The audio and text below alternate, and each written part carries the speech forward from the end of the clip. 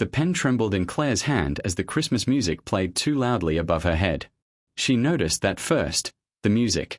Someone in the office events committee had decided that All I Want for Christmas needed to play at a volume normally reserved for stadium concerts, and the result was that 43 Hartwell and Associates employees were now conducting conversations entirely in exaggerated lip movements and polite nodding.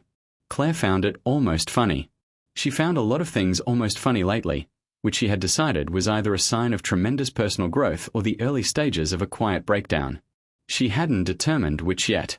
The paper on the clipboard in her hands was crisp, freshly printed. Someone, one of Marcus's attorneys, had clearly wanted to make a good impression with the paperweight. Heavy stock, clean margins, every line exactly where it needed to be. 12 years of marriage, reduced to formatting.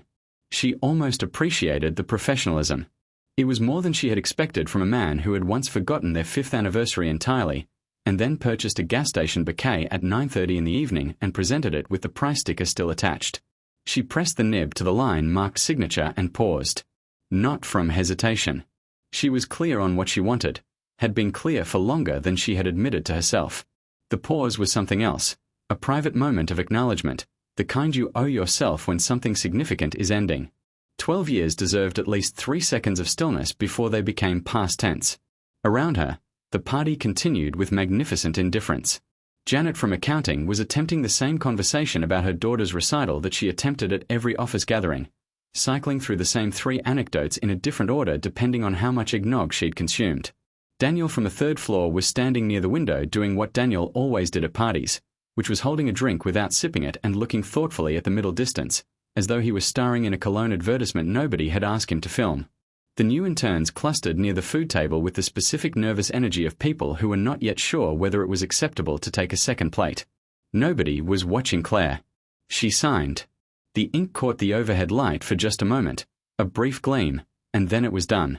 She clicked the pen closed with the same calm she used to sign acquisition documents, quarterly reports, letters authorizing the movement of figures that had 8 zeros attached to them. Her hand did not shake after. Her breathing did not change. She folded the papers with one clean crease and slid them into her clutch, a small black evening bag that had been handmade in Florence by a craftsman whose wait list was 14 months long. She had bought it the same week she had decided, privately and without drama, that she was done.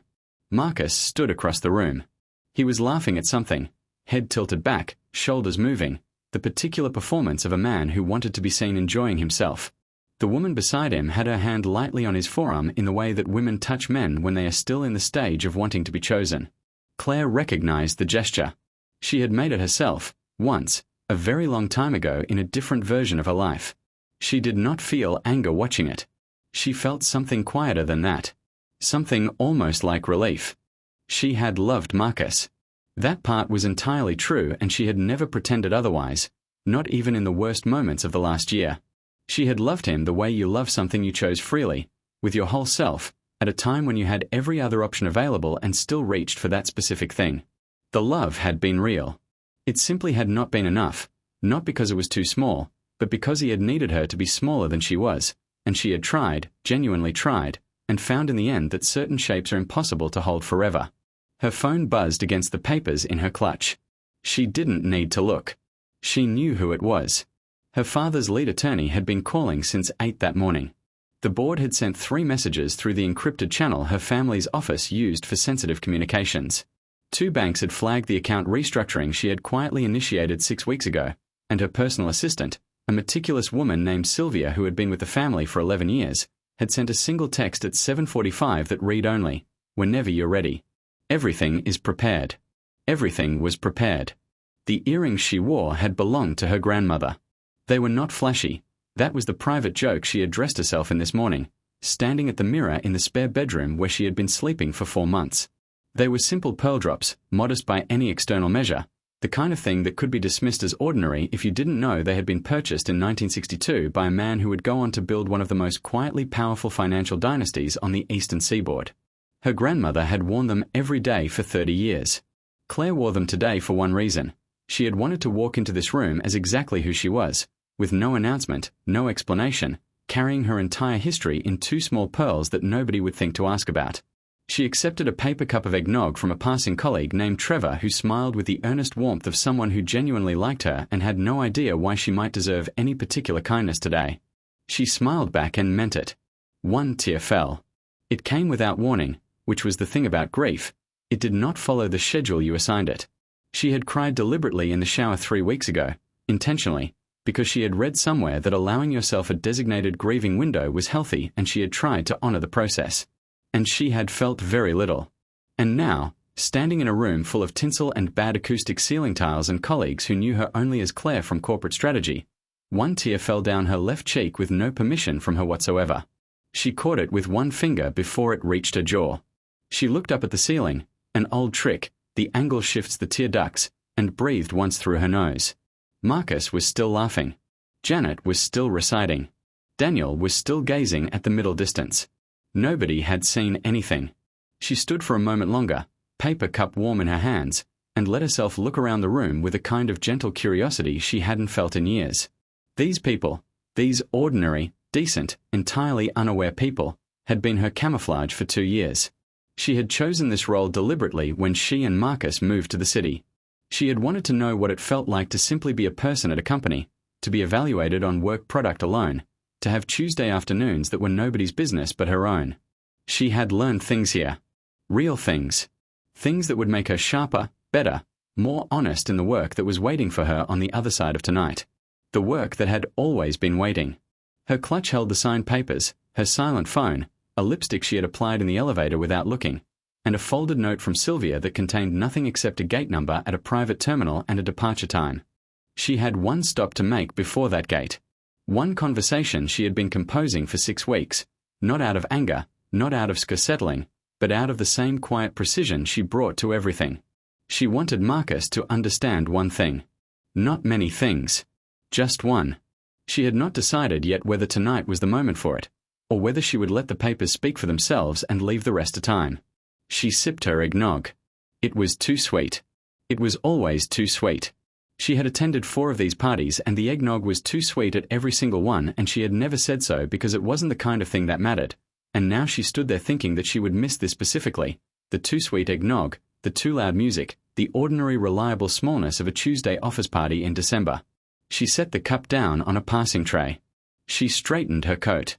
Outside the glass windows of Hartwell and Associates, the city was lit for Christmas, gold and white and cold and enormous, full of everything that was about to begin. Claire picked up her clutch, settled it under her arm, and turned toward the door. The cold hit her the moment the glass doors parted. Not the sharp, punishing cold that makes you flinch and look for shelter. Something cleaner than that. The kind of December air that arrives after a decision has been made, that fills your lungs and reminds you that your body is still entirely yours. Claire stood on the top step of the Hartwell building for exactly 3 seconds, feeling it, and then she moved. Her heels were quiet on the wet pavement. The city around her was doing what cities do in the week before Christmas, running slightly faster than usual, lit more generously than usual, forgiving in the specific way that only happens in December when everyone has silently agreed to be a little softer with each other until the new year arrives and ordinary hardness resumes. She walked into it without hurrying. She had nowhere to be for 40 minutes. That was intentional. Sylvia had built the margin into the evening schedule the way she built margins into everything, invisibly, without comment, understanding that her employer sometimes needed unscheduled time that wasn't labeled as such. Claire had worked with enough people in her life to know that the ability to anticipate what someone needs before they name it is among the rarest professional gifts in existence. Sylvia had it.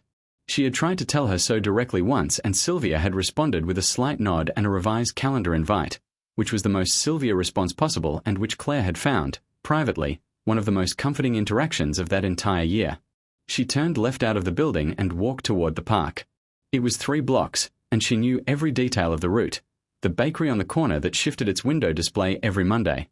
The bookshop with the handwritten recommendation cards that she had stopped in front of so many Tuesday lunches that the owner had begun leaving one on the exterior ledge specifically angled toward the street. She did not know if he recognized her. She suspected he did not, which was the entire point of walking this particular route for 2 years. The park was quiet. A few couples moved along the lit path that circled the central fountain, which the city had dressed for the season with white lights wound through the iron railings. A man was walking a dog that was wearing a small red coat with evident personal dignity. Two children ran slightly ahead of a tired parent who was moving at the speed of someone who had wrapped presents until midnight and would wrap more tonight. Claire walked past all of it at an easy pace and found the bench she had sat on before, second from the east entrance, facing the fountain, the one with the slight lean to the left that you only noticed after you'd been sitting for a few minutes. She Saturday. The papers in her clutch were signed. The gate time was in 4 hours. The life she had set down 2 years ago, carefully, deliberately, the way you set down something valuable when you need both hands free, was ready to be picked up again, and the extraordinary thing, the thing she turned over now in the cold and quiet, was that she did not feel the weight of it the way she once had. She had expected returning to feel like a contraction, like stepping back into a smaller space. It didn't. Marcus had believed, in the particular way that certain people believe things they have never examined, that her family's world was a burden she secretly wanted relief from. He had said it once directly and twice indirectly over the years, each time in the tone of a man who was offering generosity, as though marrying him had been a form of rescue, as though the name above the hospital 2 blocks from this park, her name, her father's name, her grandfather's name before that, was a weight she had gratefully put down when she chose him. She looked up at the hospital building now, visible from the bench if you knew where to look, which she did. The Whitmore Pavilion. Her grandfather had funded it 40 years ago after her grandmother's treatment there, the same grandmother whose pearl earrings now rested at Claire's ears in the December cold. He had walked into that hospital as a man of significant means and walked out understanding that money without purpose is simply storage. He had said that to Claire directly when she was 11 years old, sitting in a room not unlike this bench in its quietness, and she had written it in a notebook and kept the notebook and still had it in a box that was currently in a climate-controlled storage facility 2 states away alongside the rest of the life she had paused. She was ready to retrieve the box. Her father had not pressured her. That was the thing people outside the family consistently misunderstood. The assumption that wealth at that scale came with proportional control, that her father must have opinions about her marriage and her absence and her 2 years of deliberate quiet. He had one opinion, and he had delivered it once, on the phone, in a single sentence. You know what you're doing, and I'll be here when you're ready. And then he had returned to his own work, which was the most loving thing he knew how to do, which was also the most loving thing Claire knew how to do, which was perhaps why they understood each other so completely and why she was ready, now, to go home. Not to the apartment she shared with Marcus.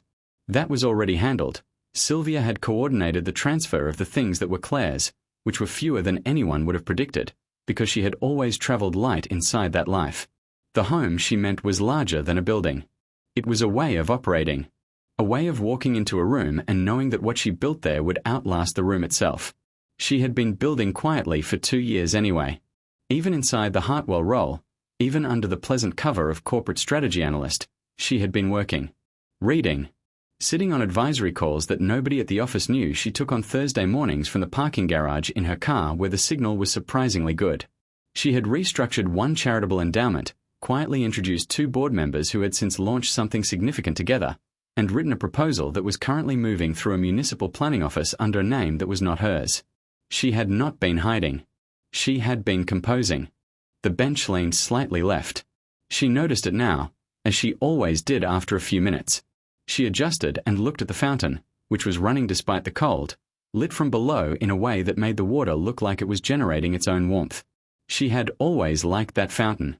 She had eaten lunch beside it on 11 different occasions, alone, with a book or without one, and it had always seemed to her like a small reliable argument for the value of things that simply continue regardless of what is happening around them. She thought about Marcus once more. Not with longing, and not with bitterness, because she had moved through both of those rooms and come out the other side into something more useful, a clear understanding of what had happened, which was simply that 2 people had wanted different things and one of them had not known how to say so and the other had not known how to ask.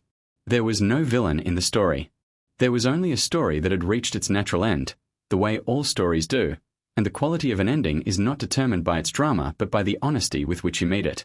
She had met it honestly. She was proud of that. Her phone buzzed once. Sylvia, a single word. Ready. Claire looked at the fountain for another moment. At the white lights wound through iron in the cold. At the city moving around the park at its generous December pace. At the hospital building with her name on the pavilion, lit against the dark sky, doing what it had always done, which was stand there and mean something. She stood.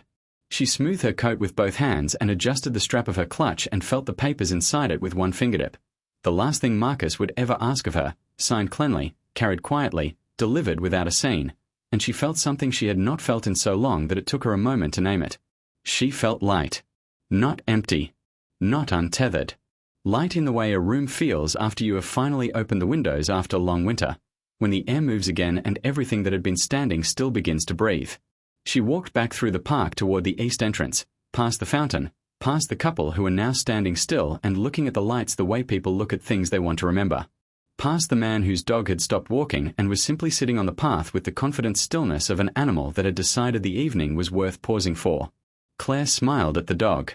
The dog looked back at her with the full dignity its small red coat demanded. She walked on. The gate was 4 blocks north, the car was waiting, and somewhere on the other side of tonight, everything she had ever been was waiting too, patient, intact, and entirely ready for what she was about to do with it.